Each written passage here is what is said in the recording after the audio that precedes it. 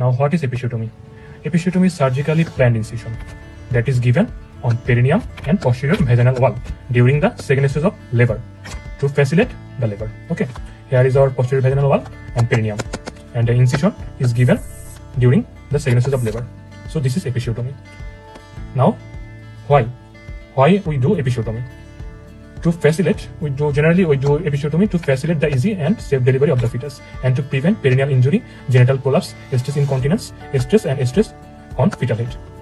Now, when you will do episiotomy, if the perineum is rigid, then we will do episiotomy because there is high chance of rupture of rigid perineum during the labor. And if the presentation is phase 2 pubis delivery, you will do episiotomy. Bridge delivery, you will do episiotomy. In case of some assisted delivery, for example, venous delivery, vacuum pump delivery, also known as vacuum pump delivery, or forceps delivery, we do episiotomy. Now, so let's talk about when we have to do episiotomy. The timing of episiotomy. Episiotomy is usually given at the height of the uterine contraction, just prior to the crowning. Okay. If you give it too early, then there is high chance of bleeding, and if you delay, then it will be less effective. Okay. And then types. There are usually 4 types of episiotomy. One is median episiotomy, another one is mediolateral episiotomy, and another is lateral, and the last is J-shaped. Okay. Now let's talk about them. The first is median. Okay. Median is the best. Okay, because this area, it has the least vascularity, so it heals rapidly. But the problem is, if the head of the fetus is more large than we anticipated, there may be risks of rupture up to the anus. Okay, so though it is best, but we usually do not practice this. We do the mediolateral because you can extend as much as you want according to the size of the fetus. And the another one is J-shaped. We usually do not use J-shape because it's some time consuming, and not always everyone can do according to J-shape because it is a very small area. And the last one is lateral, and it is the worst one because this may injure the Bartholin gland that may later manifested as this perineal Bartholin cyst. So the best one is median, but the most common practiced one is mediolateral. Okay, so median, mediolateral, and J-shaped, and the last lateral. Okay, then let's talk about which structure are cut during the episiotomy. First, the posterior vaginal wall. After posterior vaginal wall, there is perineum, and perineum have 3 muscles: superior and deep transverse perineal muscle, bulbospongineous muscle, and part of levator ani, and their fascia covering. Then transverse perineal branch of pudendal vessel and nerve, and last the subcutaneous tissue and the skin. So the first one is posterior vaginal wall. Okay, posterior vaginal wall. Then superior and deep transverse perineal muscle, bulbospongineous, and part of levator ani. So superior, deep, transverse perineal muscle, and a part of levator ani. Then their fascia covering. The fascia that covered those muscles are also cut. Fascia covering. And there are also some vessel, branches of transverse pudendal vessel and nerve. It is also cut during episiotomy. Transverse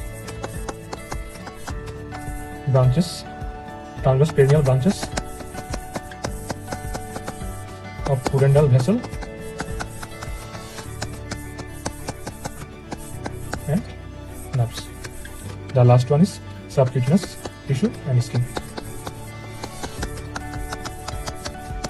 Subcutaneous tissue and skin. Okay, so from posterior vaginal wall, then muscle, then their coverings, then superficial skin and tissue. Subcutaneous tissue and skin. Steps. First, you will expose your patient, and it is better to keep the patient at lithotomy position. Then you will ensure proper lighting. After that, you will repair the vaginal mucosa and submucosa. See, the injury is like this shaped.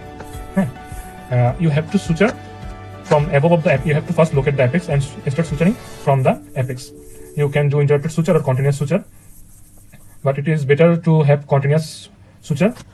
And then after repairment of vaginal mucosa and submucosa, you will repair the perineal muscle, and last repair the skin and subcutaneous tissue. Okay.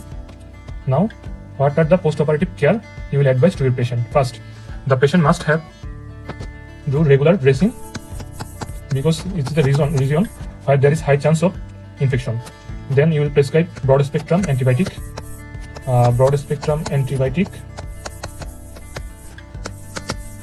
For example, amoxicillin,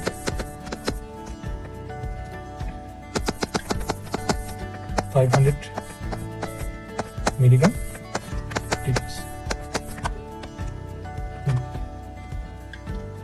Then you will also prescribe metronidazole because there is chance of spreading of anaerobic bacteria from anal canal area. Then you will give analgesic. Usually we start with diclofenac sodium. Then you can switch to paracetamol. Okay, and last, after 24 hours you can release your patient. And as we have used the Vicryl 10 and it is absorbable suture, we do not need to remove the suture. Okay. And now the last, what could be the complication of episiotomy? The first complication that may occur is involvement of rectum during the extension of incision. Okay. See, here is a rectum. You may cut the rectum during the incision, and there is other complications are, for example, hemorrhage, then hematoma. Hematoma is too much painful. Then there may be development of rectovaginal fistula, wound dehiscence, and some remote complication, for example, dyspareunia, Bartholin cyst, chance of perineal laceration, etc. Thank you guys.